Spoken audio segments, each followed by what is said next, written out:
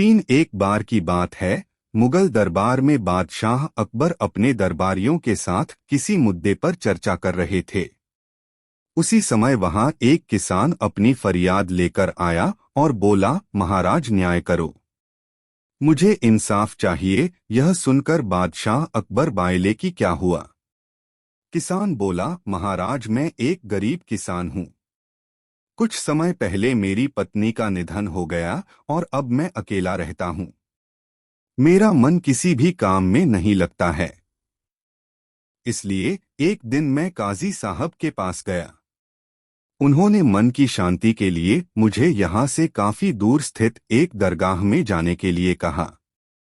उनकी बात से प्रभावित होकर मैं दरगाह जाने के लिए तैयार हो गया, लेकिन साथ ही मुझे इतने वर्षों तक मेहनत करके कमाए सोने के सिक्कों के चोरी होने की चिंता सताने लगी। जब मैंने यह बात काजी साहब को बताई तो उन्होंने कहा कि वह सोने के सिक्कों की सुरक्षा करेंगे और उसके वापस आने पर लौटा देंगे। इस पर मैंने सभी सिक्के एक थैली में डालकर उन्हें दे दिए। एहतियात के तौर पर काजी साहब ने मुझे थैली पर मुहर लगाने को कहा। बादशाह अकबर बायले, अच्छा तो फिर क्या हुआ? किसान ने कहा, महाराज मैंने मुहर लगाकर थैली उन्हें दे दी और दरगाह के दर्शन करने यात्रा पर चला गया। फिर जब कुछ दिनों बाद वापस आया तो काजी साहब ने थैली वापस दे दी। मैं थैली लेकर घर लौटा और उसे खोला तो उसमें सोने के सिक्कों की जगह पत्थर थे। मैंने इस बारे में काजी साहब से पूछा तो उन्होंने गुस्से में कहा कि तुम मुझ पर चोरी का इल्जाम लगाते हो। इतना कहकर उन्होंने अपने नौकरों को बुलाया और मुझे मार मार कर वहां से भगा दिया। किसान ने रोते हुए कहा, महाराज मेरे पास जमा पूंजी के नाम पर बस वही सोने के सिक्के थे। मेरे साथ न्याय करें महाराज। किसान की बात सुनकर बादशाह अकबर ने बीरबल को मामला सुलझाने के लिए कहा। बीरबल ने किसान के हाथों से थैली लेकर उसे अंदर से देखा और महाराज से थोड़ा सा समय मांगा। शहंशाह अकबर ने बीरबल को 2 दिन का समय दिया। घर जाकर बीरबल ने एक फटा हुआ कुर्ता अपने नौकर को दिया और कहा, इसे अच्छे से रफू करवा कर लाओ। नौकर कुर्ता लेकर चला गया और कुछ देर बाद उसे रफू करवाकर वापस आ गया। बीरबल कुर्ते देखकर खुश हो गए। कुर्ता इस प्रकार से रफू किया गया था कि मानो फटा ही न हो। यह देखकर बीरबल ने नौकर से उस दर्जी को बुलाकर लाने को कहा। नौकर कुछ ही देर में दर्जी को लेकर आ गया। बीरबल ने उससे कुछ पूछा और वापस भेज दिया। अगले दिन बीरबल दरबार पहुंचे और सैनिक से काजी व किसान दोनों को दरबार में लेकर आने का आदेश दिया। कुछ ही देर में सैनिक काजी व किसान को साथ ले आया। इसके बाद बीरबल ने सैनिक से दर्जी को भी बुलाने के लिए कहा। यह सुनते ही काजी के होश उड़ गए। दर्जी के आते ही बीरबल ने उससे पूछा, क्या काजी ने तुम्हें कुछ सिलने के लिए दिया था? तब दर्जी ने कहा, कुछ महीने पहले मैंने इनकी सिक्कों वाली थैली को सिया था। इसके बाद जब बीरबल ने जोर देकर काजी से पूछा तो उसने डर के मारे सब कुछ सच सच बता दिया। काजी ने कहा, महाराज मैं एक साथ इतने सारे सोने के सिक्के देखकर लालची हो गया था, मुझे माफ कर दो। बादशाह अकबर ने काजी को आदेश दिया कि वह किसान को उसके सोने के सिक्के लौटाए और साथ ही काजी को 1 वर्ष कारावास की सजा सुनाई। इसके बाद एक बार फिर सभी ने बीरबल की बुद्धि की भूरी भूरी प्रशंसा की। कहानी से सीख, कभी लालच नहीं करना चाहिए और न ही किसी के साथ धोखा करना चाहिए। गलत काम के बदले एक न एक दिन सजा जरूर भुगतनी पड़ती है। एक किसान बहुत परेशान था। उसे अपने खेतों को सींचने के लिए पानी की जरूरत थी। इसलिए वह कई दिनों से अपनी जमीन के आसपास किसी कुएं की तलाश कर रहा था। इसी तलाश में वह घूम ही रहा था कि अचानक उसे एक कुआं दिखा। यह कुआं उसके खेतों से बहुत नजदीक था। इसलिए किसान बहुत खुश हुआ। उसने सोचा कि अब उसकी परेशानी खत्म हो गई। यह सोचकर वह खुशी खुशी घर चला गया। अगले दिन वह पानी लेने कुएं पर पहुंचा। जैसे ही उसने कुएं के नजदीक रखी बाल्टी कुएं में डाली, वहां एक आदमी आ धमका। वह किसान से बोला, यह कुआं मेरा है, तुम इससे पानी नहीं ले सकते। अगर तुम इस कुएं से पानी लेना चाहते हो तो तुम्हें इस कुएं को खरीदना होगा। यह बात सुनकर किसान कुछ देर रुका और फिर मन ही मन सोचने लगा कि अगर मैं इस कुएं को खरीद लूं तो मुझे कभी पानी की कमी नहीं होगी और न ही मुझे पानी के लिए इधर उधर भटकना पड़ेगा। फिर क्या था, दोनों के बीच एक रकम तय हुई। किसान के पास उतने पैसे तो थे नहीं, लेकिन वह यह मौका छोड़ना नहीं चाहता था। इसलिए किसान ने उस आदमी को अगले दिन वह रकम देने का वादा किया और घर की ओर चल दिया।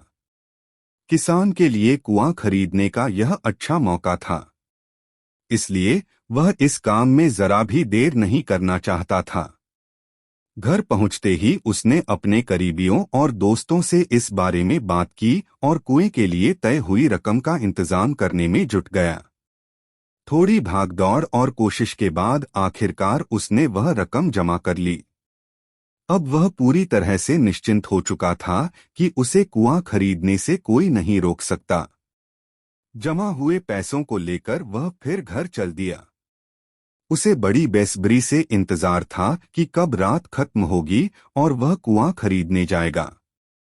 इसी सोच में वह पूरी रात सो नहीं सका। अगले दिन सुबह होते ही वह कुआं खरीदने निकल पड़ा।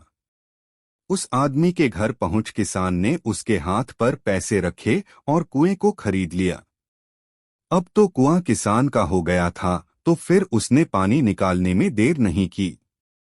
जैसे ही किसान ने कुएं से पानी निकालने के लिए बाल्टी उठाई, उस आदमी ने फिर बोला, ठहरो, तुम इस कुएं से पानी नहीं निकाल सकते हो। मैंने तुम्हें कुआं बेचा है, कुएं का पानी अभी भी मेरा है। किसान मायूस हो गया और न्याय के लिए राजा के दरबार में शिकायत करने पहुंच गया। मालूम है उस राजा का नाम क्या था? राजा अकबर। राजा अकबर ने उस किसान की पूरी कहानी सुनी और फिर उस आदमी को दरबार में बुलाया जिसने वह कुआं बेचा था। राजा का फरमान सुनते ही वह आदमी भागा भागा दरबार में हाजिर हो गया। राजा ने उससे पूछा, जब तुमने इस किसान को अपना कुआं बेच दिया तो फिर इसे पानी क्यों नहीं लेने दे रहे हो? आदमी बोला, महाराज, मैंने इसे केवल कुआं बेचा था, पानी नहीं। यह बात सुनकर राजा भी सोच में पड़ गए। उन्होंने कहा कि बात तो यह पते की कह रहा है, कुआं बेचा है, पानी तो नहीं। काफी देर सोचने के बाद जब इस समस्या को सुलझाने में वह नाकाम हो गए तो उन्होंने बीरबल को बुलाया। बीरबल बहुत ही बुद्धिमान था, इसलिए राजा अकबर किसी भी मामले पर फैसला लेने से पहले उसकी राय जरूर लेते थे। बीरबल ने एक बार फिर दोनों से उनकी समस्या पूछी। पूरी बात जानने के बाद बीरबल ने उस आदमी से कहा, ठीक है, तुमने कुआं बेचा, पानी नहीं। फिर तुम्हारा पानी किसान के कुएं में क्या कर रहा है? कुआं तुम्हारा नहीं है, फौरन अपने पानी को कुएं से बाहर निकालो। बीरबल का इतना कहते ही उस आदमी को समझ आ गया कि अब उसकी चालाकी किसी काम नहीं आने वाली।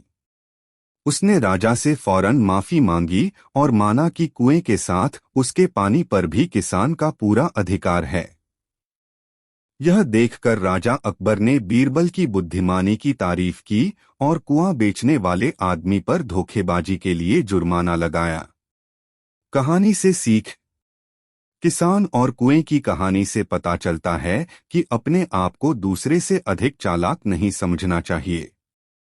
साथ ही धोखा देने की आदत से भी दूर रहना चाहिए, क्योंकि कोई ऐसा भी हो सकता है जो आपसे भी अधिक बुद्धि का इस्तेमाल करना जानता हो।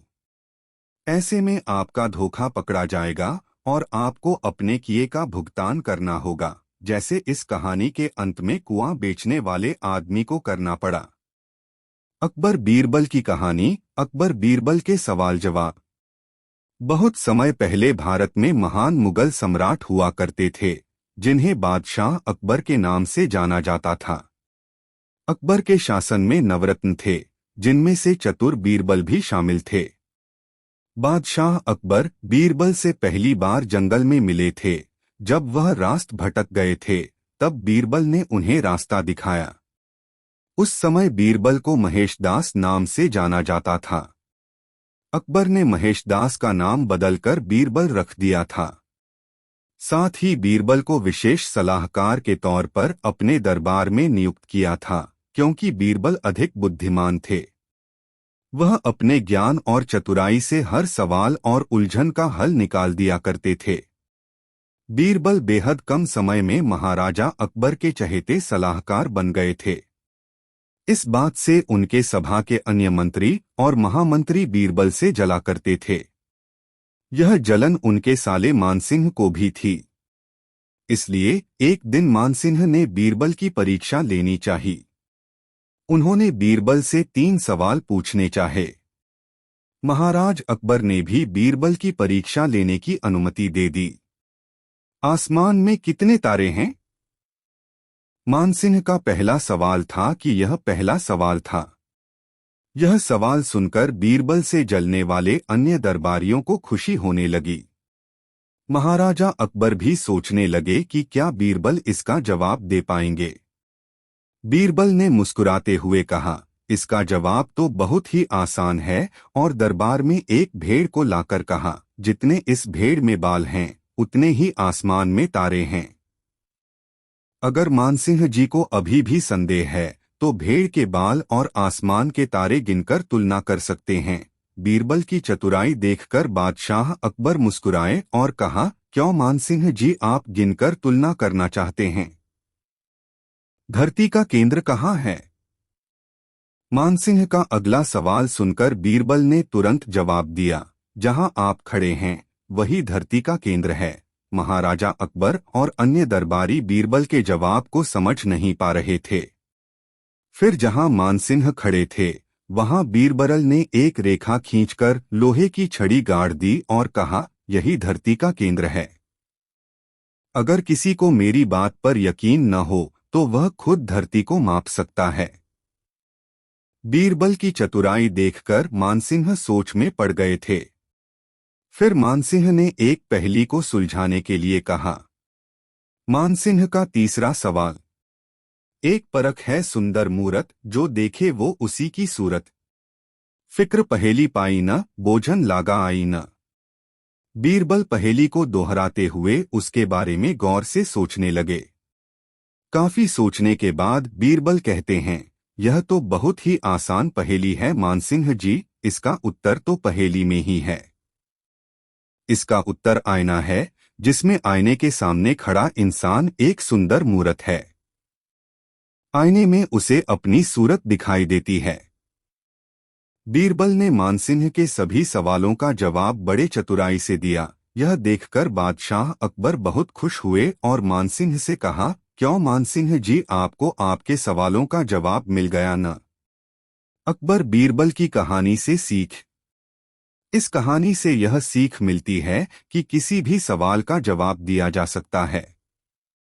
बस अपने दिमाग पर भरोसा होना चाहिए और संयम से काम लेना चाहिए। 4 एक बार शहंशाह अकबर के दरबार में बहुत ही अजीब मुकदमा आया, जिसने सभी को सोचने पर मजबूर कर दिया। हुआ यूं कि बादशाह अकबर के दरबार में 2 महिलाएं रोती हुई पहुंची। उनके साथ में लगभग 2 या 3 साल का सुंदर सा बच्चा भी था। दोनों महिलाएं लगातार रो रही थीं और साथ ही दावा कर रही थीं कि बच्चा उनका है। अब समस्या ये थी कि दोनों शहर के बाहर रहती थीं, जिस कारण उन्हें कोई नहीं जाता था। इसलिए यह बताना मुश्किल था कि उस नन्हे से बच्चे की असली मां कौन है। अब अकबर बादशाह के सामने मुसीबत आ गई कि न्याय कैसे करें और बच्चा किसको दें। इस बारे में उन्होंने एक एक करके सभी दरबारियों की राय ली, लेकिन कोई भी इस गुत्थी को नहीं सुलझा सका और तभी बीरबल दरबार में पहुंच गए। बीरबल को देखकर बादशाह अकबर की आंखों में मानो चमक आ गई हो। बीरबल के आते ही अकबर ने इस समस्या के बारे में उन्हें बताया। अकबर ने बीरबल से कहा कि अब तुम ही इस समस्या का समाधान करो। बीरबल कुछ सोचते रहे और फिर जल्लाद को बुलाने के लिए कहा। जल्लाद के आते ही बीरबल ने बच्चे को एक जगह बैठा दिया और कहा, एक काम करते हैं, इस बच्चे के 2 टुकड़े कर देते हैं। एक एक टुकड़ा दोनों माओं को दे देंगे। अगर इन दोनों महिलाओं में से किसी एक को यह बात मंजूर नहीं है तो जल्लाद उस महिला के 2 टुकड़े कर देगा। यह बात सुनते ही उनमें से एक महिला बच्चे के टुकड़े करने की बात मान गई और बोली कि उसे आदेश मंजूर है। वह बच्चे के टुकड़े को लेकर चली जाएगी, लेकिन दूसरी महिला बिलख बिलख कर रोने लगी और बोलने लगी, मुझे बच्चा नहीं चाहिए। मेरे 2 टुकड़े कर दो, लेकिन बच्चे को मत काटो। यह बच्चा दूसरी महिला को दे दाए। यह देखकर सभी दरबारी मानने लगे कि जो महिला डर की वजह से रो रही है वही दोषी है, लेकिन तभी बीरबल ने कहा कि जो महिला बच्चे के टुकड़े करने के लिए तैयार है उसे कैद कर लो, वही मुजरिम है। इस बात को सुनकर वह महिला रोने लगी और माफी मांगने लगी, लेकिन बादशाह अकबर ने उसे जेल में डलवा दिया। बाद में अकबर ने बीरबल से पूछा कि तुमको कैसे पता चला कि असली माँ कौन है? तब बीरबल ने मुस्कुराते हुए कहा, महाराज, माँ सारी मुसीबतों को अपने सिर पर ले लेती है, लेकिन बच्चे पर आंच भी नहीं आने देती, और यही हुआ। इससे पता चल गया कि असली माँ वह है जो खुद के टुकड़े करवाने के लिए तैयार है, लेकिन बच्चे के नहीं। बीरबल की बात सुनकर बादशाह अकबर एक बार फिर बीरबल की बुद्धि के कायल हो गए। कहानी से सीख, हमें कभी भी किसी दूसरे की चीज पर अपना हक नहीं जताना चाहिए। साथ ही हमेशा सच्चाई की ही जीत होती है और समझदारी से काम लेने पर हर समस्या का हल निकल आता है। 5 सालों पहले की बात है, जब राजा एक दूसरे को पैगाम के साथ ही कुछ पहेलियां भी भेजा करते थे। ऐसे ही किसी एक राजा का दूत सर्दियों के मौसम में एक दिन मुगल साम्राज्य के बादशाह अकबर के दरबार में पहुंचा। वह अपने साथ पहेली के रूप में पिंजरे में कैद एक निकली शेर लेकर गया था।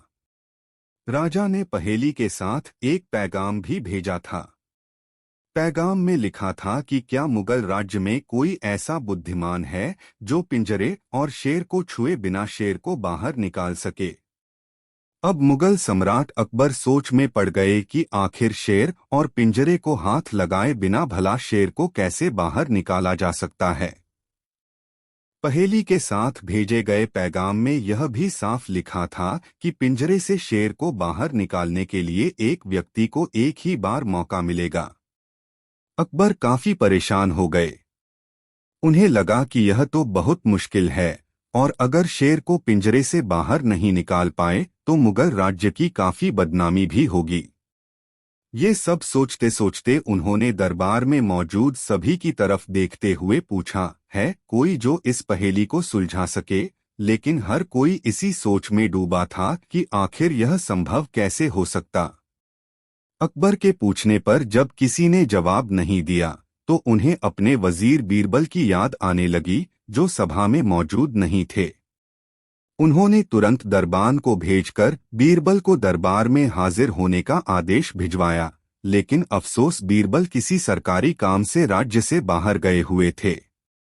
रात भर अकबर इसी सोच में डूबे रहे कि आखिर पहेली को कैसे सुलझाया जाए।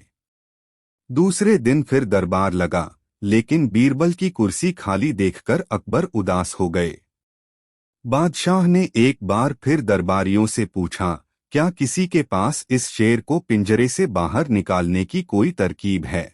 इतने में एक दरबान अकबर के सामने आया और उसने शेर को पिंजरे से निकालने की कोशिश की, लेकिन वो नाकामयाब रहा।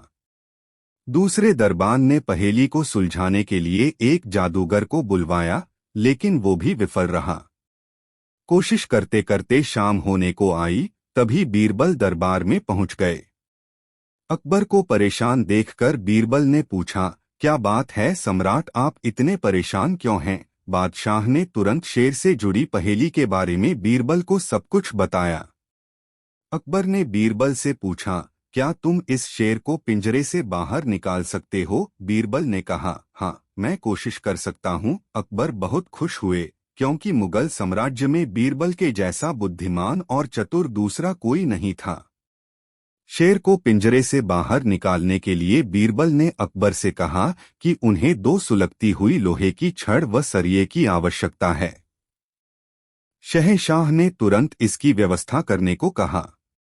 जैसे ही बीरबल को लोहे की छड़ मिली तो उन्होंने पिंजरे को छुए बिना छड़ को अंदर पहुंचाकर उसे नकली शेर पर रख दिया।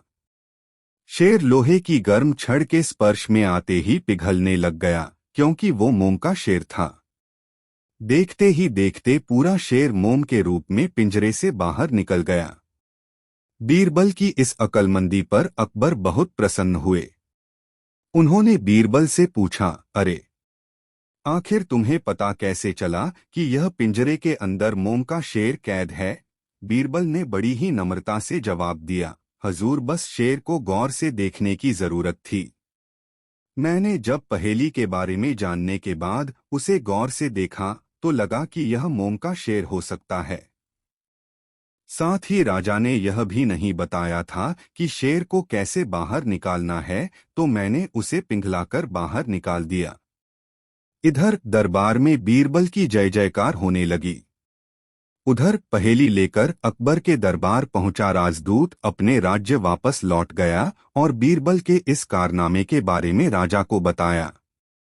कहा जाता है कि उस दिन के बाद से राजा ने ऐसी पहेली भेजना छोड़ दिया था। मोम का शेर कहानी से सीख, अक्लमंदी से सब कुछ संभव है। हर जगह बल नहीं बल्कि बुद्धि का प्रयोग किया जाना चाहिए।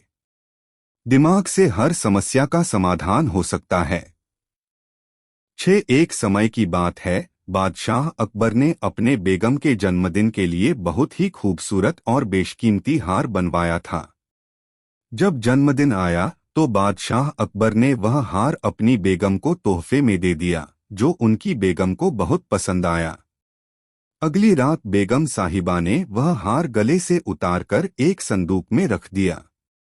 जब इस बात को कई दिन गुजर गए तो एक दिन बेगम साहिबा ने हार पहनने के लिए संदूक खोला, लेकिन हार कहीं नहीं मिला। इससे वह बहुत उदास हो गईं और इस बारे में बादशाह अकबर को बताया। इस बारे में पता चलते ही बादशाह अकबर ने अपने सैनिकों को हार ढूंढने का आदेश दिया, लेकिन हार कहीं नहीं मिला। इससे अकबर को यकीन हो गया कि बेगम का हार चोरी हो गया है। फिर अकबर ने बीरबल को महल में आने के लिए बुलावा भेजा। जब बीरबल आया तो अकबर ने सारी बात बताई और हार को खोज निकालने की जिम्मेदारी उसे सौंप दी। बीरबल ने समय व्यर्थ किए बिना ही राजमहल में काम करने वाले सभी लोगों को दरबार में आने के लिए संदेश भिजवाया। थोड़े ही देर में दरबार लग गया। दरबार में अकबर और बेगम सहित सभी काम करने वाले हाजिर थे, लेकिन बीरबल दरबार में नहीं था। सभी बीरबल का इंतजार कर ही रहे थे कि तभी बीरबल एक गधा लेकर राज दरबार में पहुंच जाता है। देर से दरबार में आने के लिए बीरबल बादशाह अकबर से माफी मांगता है। सभी सोचने लगते हैं कि बीरबल गधे को लेकर राज दरबार में क्यों आया है। फिर बीरबल बताता है कि यह गधा उसका दोस्त है और उसके पास जादुई शक्ति है। यह शाही हार चुराने वाले का नाम बता सकता है। इसके बाद बीरबल जादुई गधे को सबसे नजदीक वाले कमरे में ले जाकर बांध देता है और कहता है कि सभी एक एक करके कमरे में जाएं और गधे की पूंछ पकड़कर चिल्लाएं, जहां पनाह मैंने चोरी नहीं की है। साथ ही बीरबल कहता है कि आप सभी की आवाज दरबार तक आनी चाहिए। सभी के पूंछ पकड़कर चिल्लाने के बाद आखिर में गधा बताएगा कि चोरी किसने की है। इसके बाद सभी कमरे के बाहर एक लाइन में खड़े हो गए और एक एक करके सभी ने कमरे में जाना शुरू कर दिया। जो भी कमरे के अंदर जाता तो पूंछ पकड़कर चिल्लाना शुरू कर देता, जहां पनाह मैंने चोरी नहीं की है। जब सभी का नंबर आ जाता है तो अंत में बीरबल कमरे में जाता है और कुछ देर बाद कमरे से बाहर आ जाता है। फिर बीरबल सभी काम करने वालों के पास जाकर उन्हें दोनों हाथ सामने करने को बोलता है और एक एक करके सभी के हाथ सूंघने लगता है। बीरबल की इस हरकत को देखकर सभी हैरान हो जाते हैं। ऐसे ही सूंघते सूंघते एक काम करने वाले का हाथ पकड़कर बीरबल जोर से बोलता है, जहां पनाह इसने चोरी की है। ये सुनकर अकबर बीरबल से कहते हैं, तुम इतने यकीन के साथ कैसे कह सकते हो कि चोरी इस सेवक ने ही की है? क्या तुम्हें जादुई गधे ने इसका नाम बताया है? तब बीरबल बोलता है, जहां पनाह यह गधा जादुई नहीं है। यह बाकी गधों की तरह साधारण ही है। बस मैंने इस गधे की पूंछ पर एक खास तरह का इत्र लगाया है। सभी सेवकों ने गधे की पूंछ को पकड़ा, बस इस चोर को छोड़कर। इसलिए इसके हाथ से इत्र की खुशबू नहीं आ रही है। फिर चोर को पकड़ लिया गया और उससे चोरी के सभी सामान के साथ ही बेगम का हार भी बरामद कर लिया गया।